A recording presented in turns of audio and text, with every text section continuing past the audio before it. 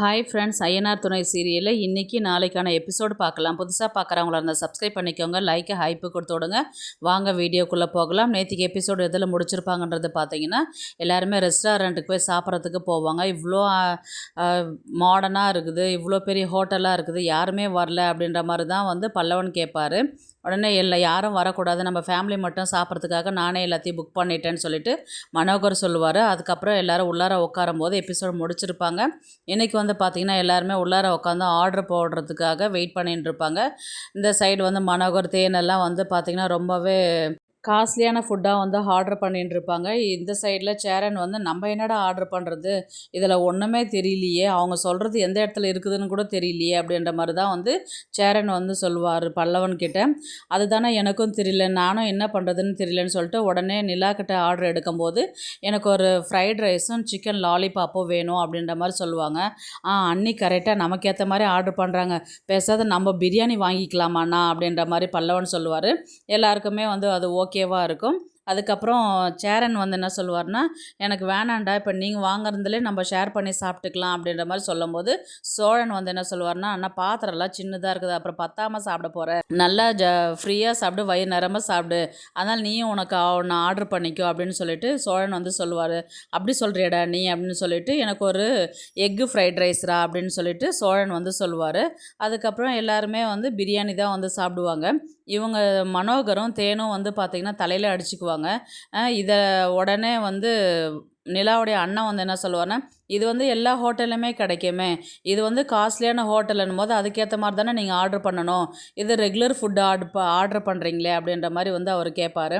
எங்களுக்கு என்ன பிடிச்சிருக்குது அது தானங்க அவங்க சாப்பிடுவாங்க அப்படின்ற மாதிரி தான் சேரன் சொல்லுவார். அதுக்கப்புறம் அமைதியாகவே எல்லாருமே சாப்பிட்டுன்னு இருப்பாங்க. அதுக்கப்புறம் தேனும் பேசிக்கிட்டே இருப்பாங்க. பாருடா, அவங்கக்கிட்ட எவ்வளோ சிரித்து சிரித்து பேசுகிறா, என்கிட்ட வாய் திறந்து கூட பேசலை, சிரிக்கவும் இல்லை, குழந்தையிலேருந்து 20 வயசு வர வரலையுமே என் பின்னாடியே குட்டி போட்ட போன மாதிரி சுற்றிக்கிட்டு இருந்தா, இன்றைக்கி என்னை பார்த்தாவே அப்படியே ஒரு எதிரி பார்க்குற மாதிரி ஃபீல் பண்ணுறா அவளும் பேசவே மாட்டேங்கிற அப்படின்னு சொன்னதுக்கு மனோகர் என்ன சொல்லுவார், அவள் பேசலைனா என்ன, நீ பேசு அப்படின்ற மாதிரி சொல்லுவாங்க. உடனே தேனு நிலாக்கிட்ட தான் கேட்பாங்க, ரிசப்ஷனுக்கு எத்தனை பேருமா வராங்க அப்படின்ற மாதிரி கேட்பாங்க. யாரும் வரமாட்டாங்கம்மா, நாங்கள் இந்த 5 பேர் தான் வருவோம், நடேசனும் சேர்த்து 6 பேர் வருவோம் அப்படின்ற மாதிரி சொன்னாங்க. என்னது 6 பேர் தான் வருவீங்க, அவ்வளோ கிராண்டாக செலப்ரேட் பண்ணது 6 பேர் மட்டும் வந்தால் எப்படி, ஏன் உங்கள் வீட்டு சைட்லலாம் சொந்தக்காரங்களே யாரும் கிடையாதா அப்படின்னு தேனை கேட்பாங்க. உடனே ஏன் உங்கள் வீட்டு சைடுங்கள சொந்தக்காரங்களே கிடையாதா, சொன்னால் கூட வரமாட்டாங்களா அப்படின்ற மாதிரி கேட்டதுக்கு உடனே பல்லவன் என்ன சொல்லுவான், நீங்கள் கல்யாணத்துக்கு கூட நீங்கள் மட்டும்தானே வந்தீங்க, உங்கள் சைட்லேருந்து ஆளுங்க யாருன்னா கூட்டிகிட்டு வந்தீங்களா. உடனே பாண்டியன் என்ன சொல்லுவார்னா, எங்கள் வீட்டு சைடில் ஃபஸ்ட்டு ரிசப்ஷன் வைக்கும்போது எல்லாருமே கூப்பிட்டு தான் வச்சோம், திரும்ப திரும்ப நடந்த கல்யாணத்தையே நடந்த ரிசப்ஷனுக்கு போய் திரும்ப திரும்ப கூப்பிட்டா அவங்க எதனா நினச்சிப்பாங்க, அதனால் யாரும் வரமாட்டேன்னு சொல்லிடுவாங்க, அதனால் நாங்கள் கூப்பிடல அப்படின்ற மாதிரி சொன்னதுக்கு உடனே சேரன் ஐயோ அம்மா, நீங்கள் அந்த மாதிரிலாம் நினைக்காதீங்க, அட்லீஸ்ட் ஒரு 10 பேராவது வருவாங்க, நாங்கள் கூட்டிகிட்டு வரோம் அப்படின்ற மாதிரி தான் சொல்லுவாங்க. சரி ஓகே அப்படின்ற மாதிரி எல்லோரும் சாப்பிட ஆரம்பிச்சிருவாங்க. உடனே பாண்டியனும் சோழனும் தான் நேராக வானதி வீட்டுக்கு தான் போவாங்க. வானதி வானதி அப்படின்ற மாதிரி பாண்டியன் கூப்பிடுவார். தெரிலங்க, யாரோ கூப்பிட்றாங்க பாருங்க அப்படின்னு சொல்லிட்டு வானதி அம்மா வீட்டுள்ளேருந்து சொல்லுவாங்க. வெளியில் போய் பார்த்ததுக்கு வாப்பா அப்படின்ற மாதிரி பாண்டியன் நின்றுருப்பார்.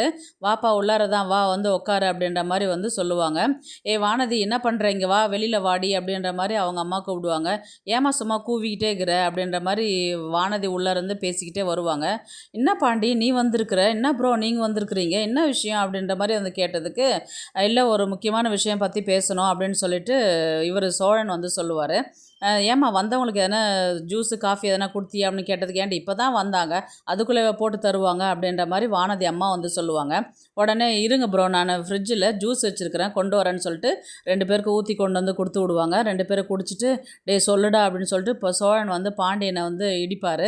அதாங்க இந்த மாதிரி சோழனுக்கு கல்யாணம் பண்ணும்போது எங்கள் அண்ணியோட அப்பா அம்மா பார்க்கல, அதனால் கல்யாணம் பார்க்கணுன்னு சொல்லிட்டு சொன்னாங்க, அதனால் சிம்பிளாக கோவிலில் கல்யாணம் முடிச்சிட்டோம், இப்போ ரிசப்ஷன் வைக்கிறேன்னு சொல்லிட்டு சொல்லியிருக்கிறாங்க, அதனால் திருவண்ணாமலையில் இருக்குது, நீங்கள் வந்துடணும், ரொம்பவும் யாருக்கெல்லாம் சொல்லலை, நம்ம நெருங்கின சொந்தத்துக்கு மட்டும்தான் சொல்கிறோம், நீங்கள் வந்துடுங்க அப்படின்ற மாதிரி தான் பாண்டியன் சொல்லுவார்.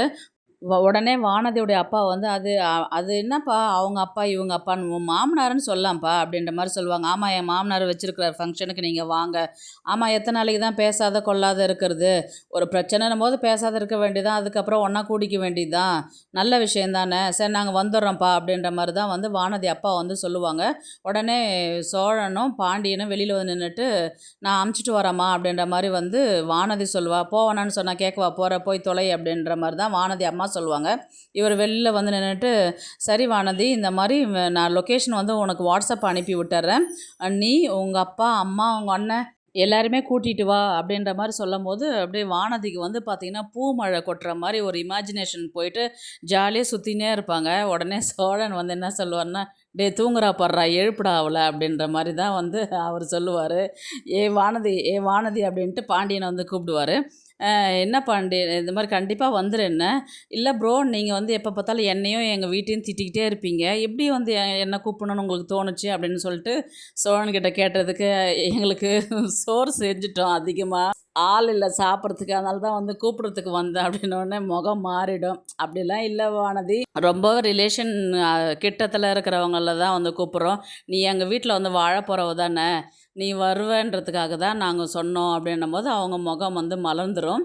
அதுக்கப்புறம் வந்து பார்த்தீங்கன்னா, அவங்க கூப்பிட்டுட்டு போனதுல வந்து அவங்களுக்கு அவ்வளோ ஒரு ஹேப்பியா இருக்கும். அதுக்கப்புறம் வீட்ல வந்து சேரன் வந்து "ட்ரெஸ் எல்லாம் பேக் பண்ணுங்கடா, இந்த மாரி கிளம்பணும், டைம் ஆயிடுச்சு" அப்படின்ற மாரி தான் வந்து எல்லாம் பேக் பண்ணிட்டுருப்பாங்க. உடனே பாண்டியன் வந்து, "ஏன்டா உனக்கு தேவையான ட்ரெஸ்லாம் நீ எடுத்து வைக்கல, நீ ஏன் இங்கே நின்னுட்டுருக்குற?" எனக்கு எதுவும் தெரியாதுண்ணா, நீ ஏன் எடுத்து வச்சிருண்ணா அப்படின்ற மாரி பாண்டியன் வந்து சேரன் கிட்ட சொல்லுவாரு. "டேய் எனக்கு எப்படிடா தெரியும்? உனக்கு இப்போ வேணுங்கிற ட்ரெஸ்ஸை நீ போய் எடுத்து வைடான்னு" சொல்லிட்டு பல்லவன் கிட்ட போயிட்டு, பல்லவன் வந்து ஒரு சூட்கேஸில் எல்லா ட்ரெஸ்ஸும் எடுத்து வச்சுட்டுருப்பாரு. மொத்த ட்ரெஸ்ஸும் அவரே எடுத்து வச்சுட்டுருப்பாரு. "ஏன்டா ஒரு 2 நாள் ஃபங்க்ஷனுக்கு இவ்வளோ துணி எடுத்து வைக்கிற? அங்கே ரிசப்ஷனில் ஃபோட்டோ எடுப்பாங்க இல்லைண்ணா, அப்போ ஃபோட்டோவுக்கு ஒரு ஒரு ட்ரெஸ்ஸை மாற்றி மாற்றி பிடிக்கணும்ல. இடமே இல்லை, நான் உன் ட்ரெஸ் எங்கே கொண்டு வந்து வைக்கிறது?" அப்படின்னு சொல்லிட்டு அவரு சொல்லுவார். "ஏய் வச்சுக்கோடா" அப்படின்னு சொல்லிட்டு, சரி குடு அப்படின்னு சொல்லிட்டு பேக்கில் எல்லா ட்ரெஸ்ஸும் பாண்டியன் ட்ரெஸ் வாங்கி பல்லவன் சூட்கேஸில் வைப்பார்.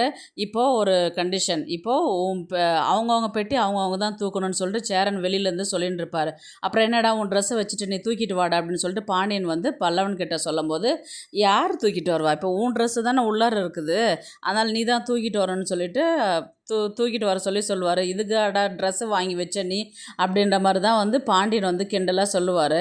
"பின்ன சும்மாவா தூக்கிட்டு வர சொல்லுவாங்க? எனக்கு உன் ட்ரெஸ் இருக்குதுல்ல, அப்போ நீ தான் தூக்கிட்டு வரணும்." அப்படின்ற மாரி தான் அவர் வெளியில எஸ்கேப் ஆயிடுவாரு.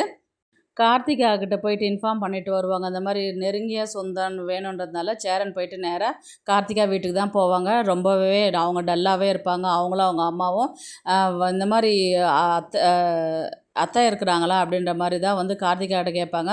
"வாங்க மாமா, உள்ளார தான் இருக்கிறாங்க. வந்து உட்காருங்க." அப்படின்ற மாரி தான் வந்து கார்த்திகா உள்ளார கூட்டிட்டு போய் உட்கார வைப்பாங்க. அவங்க அம்மா கிட்ட போயிட்டு, "அம்மா மாரி சேரன் மாமா வந்திருக்கிறாரு அப்படின்ற நீ போய் பேசிட்டு நான் தண்ணி கொண்டு வரேன்னு" சொல்லிட்டு கார்த்திகா சொல்லிட்டு உள்ளார போவாங்க. அ இன் அத்தை இந்த மாரி சோழனுக்கு வந்து ந ரிசப்ஷன் வச்சுருக்குறோம் திருவண்ணாமலையில. நீங்க வந்துடணும். நீங்க பெரியப்பா, கார்த்திகா எல்லாருமே வந்துடணும் அப்படின்ற மாரி சொன்னதுக்கு, கார்த்திகா அம்மா வந்து அவன் வாழ்க்கையாவது சந்தோஷமா இருக்கட்டும், நிம்மதியா இருக்கட்டும் அப்படின்ற மாரி தான் வந்து ஒரு பொடி போட்டு பேசுவாங்க. உடனே சேரனுக்கு ஒன்றுமே புரியாது. உடனே கார்த்திகா, "அதெல்லாம் ஒன்றும் இல்ல மாமா. அம்மா ஏதோ பெணாத்திக்கிட்டு இருப்பாங்க. அப்படி தானே. சரி நாங்க கல்யாணம் தானே, ரிசப்ஷன் தானே, நாங்க வந்துடுறோம். நீங்க போங்க." அப்படின்ற மாரி தான் சொல்லுவாங்க. சரி நான் வெளியில வழி அனுப்பிட்டு வரேம்மா அப்படின்னு சொல்லிட்டு இவங்க வெளியில வருவாரு. உடனே சேரன் தான் வந்து கார்த்திகா கிட்ட கேட்பாங்க. என்னாச்சு? ஏன் டல்லா இருக்கிற? அத்தை வந்து எப்பவுமே என்னைய பார்த்தாவே திட்ட ஆரம்பிச்சுருவாங்க. ஆனா ரொம்பவே அமைதியா இருக்கிறாங்க. என்னவோ எதையோ பறி குடுத்த மாரியே பேசின்ட்டு இருக்கிறாங்களே. என்ன பிரச்சனை கார்த்திகா? எதுவா இருந்தாலும் என்கிட்ட சொல்லேன் அப்படின்ற மாரி தான் வந்து சேரன் வந்து கேட்பாரு. கொஞ்ச நேரம் கார்த்திகா அமைதியாவே இருப்பாங்க. "அதெல்லாம் ஒன்றும் இல்ல மாமா. உடம்பு சரியில்ல 2 பேருக்குமே. அதனால தான் முகம் வாட்டமா இருக்குது. ஒன்றும் பிரச்சனை இல்ல." அப்படின்ற மாரி தான் வந்து கார்த்திகா வந்து சொல்லுவாங்க. இவரு சேரன் வந்து யோசிச்சுக்கிட்டே வந்து பார்த்துக்கிட்டே வருவாரு. திரும்ப திரும்ப பார்த்துக்கினே வருவாங்க. அவங்க உள்ளார போயிடுவாங்க. ஆனா இந்த விஷயத்த வந்து எப்படி அவங்களுக்கு வந்து பார்த்தீங்கன்னா, வீட்லேருந்து அனுப்பிட்டுருப்பாங்க தான் நான் ஏற்கனவே சொன்னேன் இல்லைங்களா? அவங்களுக்கு இத்தனை வருஷம் ஆச்சு குழந்தை இல்லாத காரணத்தினால, அவங்கள வீட்டுக்கு அனுப்பிட்டு, அவங்க வீட்டுக்காருக்கு வேற ஒரு பொண்ண பார்த்துன்ருப்பாங்க. இந்த பிரச்சனையை தான் கொண்டு வருவாங்க. இந்த விஷயம் வந்து ஒன்று கார்த்திகாவே போய் சேரன்கிட்ட சொல்கிற மாதிரி இருக்கணும். ஆனால் விஷயம் என்னன்னு கேட்கும்போது அவங்க எதுவும் பதில் சொல்லாதனால சேரன் வந்து கார்த்திகா வீட்டில் போய் விசாரிக்கிற மாதிரி இருக்கணும். இல்லையாவது கார்த்திகா வீட்டு ரிலேஷன் சைட்லேருந்து யாராவது ஒருத்தவங்க வந்து சேரன்கிட்ட இந்த விஷயத்த சொல்கிற மாதிரி இருக்கும். அப்போ தான் வந்து இவங்க விஷயம் தெரிஞ்சு அதுக்கப்புறம் வீட்டுக்கு வந்து பேசும்போது தான் இவ்வளோ நடந்திருக்குது, ஏன் எங்ககிட்ட சொல்லவே இல்லை, ஒரு சொந்தக்காரனாக நாங்கள் இருக்கிறன்னும் போது எங்களுக்கு ஒரு பிரச்சனைன்னும் போது நீங்கள் வரீங்க இல்லையா, அப்போ நான் வந்து எதுவும் செஞ்சுருக்க மாட்டேனா, ஏன் கார்த்திகா நீ என்கிட்ட சொல்லலை அப்படின்ற மாதிரி தான் வந்து சொல்லுவாங்க. அதுக்கு கார்த்திகா வந்து சொல்லுவாங்க, அதெல்லாம் ஒன்றும் இல்லை மாமா, எனக்கு எப்படி சொல்லணும், நீங்கள் சந்தோஷமாக இருக்கிறீங்க, என்னால் எதுக்கு உங்களுக்கு கஷ்டம், அதனால தான் நான் சொல்ல விருப்பப்படலை அப்படின்ற மாதிரி தான் வந்து சொல்லுவாங்க. சரிவா நான் பேசி பார்க்குறேன் அப்படின்னு சொல்லிட்டு தான் அவங்க வீட்டில் போய் பேசுகிறதுக்கு போவாங்க. இந்த பிரச்சனையை வந்து சேரன் தான் வந்து தீர்த்து வைக்கிற மாதிரி தான் கொண்டு வருவாங்க கதையை. அடுத்த நாள் எல்லாருமே வந்து காரில் கிளம்பி போயின்னு இருப்பாங்க.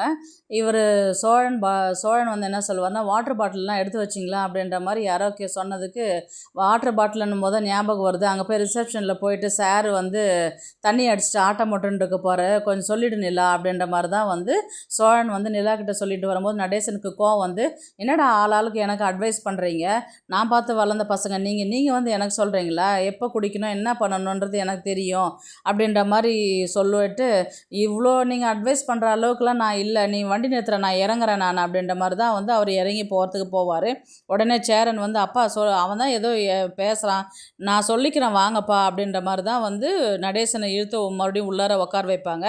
அதுக்கப்புறம் நேராக அங்கே ரிசப்ஷனில் போயிட்டு எல்லாருமே இறங்கி எல்லாருமே இவங்க வாங்க அப்படின்ற மாதிரி தான் உள்ளார கூப்பிட்டுட்டு போயிட்டு, அதுக்கப்புறம் நாளைக்கு ஈவினிங் ரெடி ஆகணும், அதனால் நீங்கள் போய் கொஞ்சம் ரெஸ்ட் எடு நிலா அப்படின்ற மாதிரி தான் வந்து சொல்லும்போது, இவங்க நிலா வந்து என்ன சொல்லுவாங்க, இல்லைம்மா அங்கே பக்கத்தில் கோவில்லாம் இருக்குது இல்லை, நான் அப்படியே போயிட்டு ஜாலியாக சுற்றி பார்த்துட்டு வரோம் அப்படின்ற மாதிரி வந்து சொல்லுவாங்க. அதுக்கு தேனை வந்து என்ன சொல்லுவாங்க, ஏன்டி ஈவினிங் ரிசப்ஷன் வச்சுருந்தா கொஞ்சம் தூங்கி எழுந்தால் கொஞ்சம் ஃப்ரெஷ்ஷாக இருக்கும்ல ஃபேஸு அப்படின்னு. அதெல்லாம் ஒன்றும் இல்லைம்மா, ஏற்கனவே கல்யாணம் ஆனது திரும்ப திரும்ப செய்கிறதுனால இதில் என்னம்மா இருக்குது, ஒன்றும் இல்லை பிரச்சனை இல்லை, நாங்கள் கோவிலுக்கு போயிட்டு வந்துட்டு அதுக்கப்புறம் ஈவினிங் ரிசப்ஷன் அட்டன் பண்ணுறோம் அப்படின்னு சொல்லிட்டு இவங்க எல்லாருமே கிளம்பி கோவிலுக்கு போகிற மாதிரி தான் வந்து காமிப்பாங்க. உடனே தேனுக்கு கோவம் வந்து, நம்ம என்ன சொன்னாலும் இவ கேட்கவே கூடாதுன்றதை மட்டும் முடிவு பண்ணிட்டா. உடனே மனோகர் வந்து, விடு தேனு பார்த்துக்கலாம், இன்னும் ஈவினிங் வரலையும் இருக்குதுல்ல, அப்போ வச்சு செய்வோம் விடு அப்படின்ற மாதிரி சொன்னதுக்கு, ஆமாங்க இவனுங்களை வந்து அசிங்கப்படுத்தினா தான் இவனுங்க அடங்குவாங்க அப்படின்ற மாதிரி தான் வந்து இவங்க பிளான் பண்ணுவாங்க. ஏன்னா அவங்க சொந்தக்கார சைடுங்களாம் வந்து பார்த்திங்கன்னா ரொம்பவே வசதியாக இருப்பாங்க. இவங்களெல்லாம் பார்த்தோன்னே இவங்கெல்லாம் யார் அப்படின்ற மாதிரி தான் வந்து கிண்டலாக கேட்பாங்க. இவங்க தான் மாப்பிள்ளை வீட்டு சைடு அப்படின்ற மாதிரி சொன்னதுக்கு, இன்னும் இவ்வளோ லோக்கலாக இருக்கிறானுங்க, இவனுங்க தான் மாப்பிள்ளை வீட்டு சைடுன்னு சொல்லிட்டு நிலா வீட்டு ரிலேஷன்ஸ் வந்து அசிங்கப்படுத்துகிற மாதிரி தான் இருக்கும். உடனே வந்து பார்த்திங்கன்னா இந்த ரொம்பவே எல்லாருக்குமே ஒரு ஒரு கட்டத்தில் வந்து பார்த்திங்கன்னா சேரன், பல்லவன், பாண்டியன் எல்லாருக்குமே ஒரு ஒரு இன்சல் அந்த மாதிரி நடக்கும். ஒன்று சாப்பாட்டு விஷயத்தில் நடக்கும், ஒன்று வந்து ட்ரெஸ்ஸிங் பண்ணிட்டு வந்து நிற்கிறதுல வந்து பார்த்திங்கன்னா ஒரு இன்சல் நடக்கும். அதுக்கப்புறம் எல்லாருமே வந்து வச்சு செய்வாங்க லாஸ்ட்டாக. அதுக்கப்புறம் இந்த விஷயம்லாம் வந்து நிலாவுக்கு தெரியாத மாதிரி தான் வந்து கொண்டு போகணுன்றதுனால இவங்க சேரன் வந்து எல்லாத்தையுமே மூடி மறைச்சி இது பண்ணுவாங்க. இப்போ கண்டிப்பாக ரிசப்ஷனில் ஈவினிங்கு நடேசன் வந்து குடிச்சிட்டு கலாட்டா பண்ணும்போது அது யாருக்குமே பிடிக்காது. நிலா வீட்டு சைடு ரிலேஷன்ஸுமே வந்து பார்த்திங்கன்னா பிடிக்காது, ரொம்பவே வந்து அலப்பறை பண்ணின்னு இருப்பாங்க. யார் இந்த குடிக்காரன், இவனை வெளியில் இழுத்து விடுங்க அப்படின்ற மாதிரி வந்து சொல்லும் போது அங்கே சேரனோ பாண்டியனோ இந்த விஷயத்த வந்து கேட்டுருவாங்க. என்னங்க சார் இப்படி பண்ணுறீங்க, அவங்க எங்கள் அப்பா அப்படின்ற மாதிரி தான் வந்து இவங்க வந்து சொல்கிற மாதிரி தான் இருக்கும். உங்கள் அப்பான்னாக்கா இப்படி தான் குடிச்சிட்டு ஆட சொல்லி சொல்கிறாங்களா, என் வீட்டு சைடெல்லாம் எவ்வளோ அந்தஸ்து மரியாதையோடு இருக்கிறவங்க தெரியுமா, அவங்களுக்குலாம் இதெல்லாம் பார்த்தா ரொம்பவே அசிங்கன்றது தெரியாதா உங்கள் வீட்டு அப்பாவுக்கு அப்படின்ற மாதிரி தான் வந்து மனோகர் வந்து அவங்கக்கிட்ட சொல்கிற மாதிரி தான் இருக்கும். அதுக்கு நீங்கள் ரிசப்ஷனே வச்சுருக்கக்கூடாது அப்படின்ற மாதிரி தான் பல்லவன் வந்து பேசுகிற மாதிரி இருக்கும். அது நீ வந்து எனக்கு சொல்லக்கூடாது அப்படின்ற மாதிரி தான் மனோகர் வந்து சொல்லுவார். இப்போ இவ்வளோ பிரச்சனை ஓடின்னு இருக்கும்போது அங்கே மேலே சோழன் வந்து இந்த பிரச்சனையை வந்து பார்க்குற மாதிரி தான் இருக்கும். என்னங்க இங்கே ஃபோட்டோக்கு போஸ் கொடுக்காத அங்கே எங்கேயும் பார்த்துட்டு இருக்கிறீங்கன்னு சொல்லிட்டு நிலா கேட்கும்போது, ஒன்றும் இல்லை நிலா சும்மா தான் அப்படின்ற மாதிரி தான் வந்து மறுபடியும் ஃபோர்ஸ் கொடுத்துட்டு திரும்பவும் அங்கே பார்ப்பாங்க. மறுபடியும் வந்து நடேசன் குடிச்சிட்டு பிரச்சனை பண்ணின்னு அப்படின்னு மனோகர் வந்து பல்லவனை இல்லை பாண்டியனை வந்து திட்டின்னு இருக்கிற மாதிரி தான் இருக்கும். இதை தடுக்கிறதுக்கு வந்து சேரன் அந்த இடத்துல இருந்து அவரை குடிக்காதீங்கப்பா, வாங்கப்பா இங்கேருந்து முதல்ல கிளம்பலாம் அப்படின்ற மாதிரி அவர் வந்து அவனை இழுத்துட்டு போகிற மாதிரி தான் இருக்கும். எப்படி பார்த்தாலுமே நடேசனால் அங்கே பிரச்சனை இருக்குது. இவங்க மனோகரால் இவங்க சோழன் ஃபேமிலியை வந்து டேமேஜ் பண்ணுறதுக்கான நிறையவே வாய்ப்புகள் இருக்குது. பார்க்கலாம் கதையை வந்து எப்படி எடுத்துகிட்டு போகிறாங்கன்றது. இந்த வீடியோ உங்களுக்கு பிடிச்சிருந்தா ப்ளீஸ் லைக் பண்ணுங்கள், ஷேர் பண்ணுங்கள், சப்ஸ்கிரைப் பண்ணுங்கள். தேங்க்ஸ் ஃபார் வாட்சிங். இந்த வீடியோ பிடிச்சிருந்தா லைக் பண்ணுங்க, நம்ம சேனலை சப்ஸ்கிரைப் பண்ணுங்க. உங்க ஆதரவு ரொம்ப முக்கியம். நன்றி.